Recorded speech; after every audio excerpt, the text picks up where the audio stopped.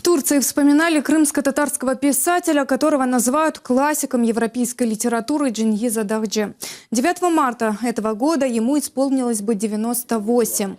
Он был очень известен и в Турции, об этом свидетельствует визит главы МИДа Ахмета Давутоглу в Крым в 2011-м, чтобы проводить Дагчи в последний путь.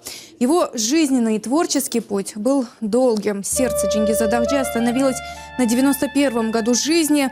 Несмотря на то, что большую часть жизни писатель прожил в Англии, основной темой его творчества был Крым. Чингиз Дагчи является вечным голосом не только Крыма, но также и всего тюркского мира. Роль Чингиза Дагчи очень велика, но, к сожалению, следует отметить, что Чингиз Дагчи мало известен за пределами Крыма и Турции.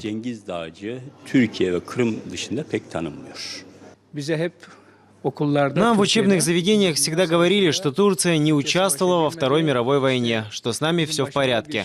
Но на самом деле, оказывается, наши братья были прямо в очаге войны. Они умирали, их мучили, они жили в лагерях пленников. Обо всем этом мы узнали благодаря произведениям Чингиза Дагчи.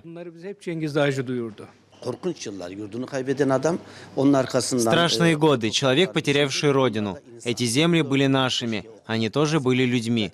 Эти 4 произведения нужно прочитать один за другим. После прочтения этих книг невозможно не заинтересоваться и не полюбить Крым и крымско-татарский народ. В Турции нет людей, которые бы, прочитав книги Чингиза Дагчи, не любили Крым. Он в самом деле писал великолепно.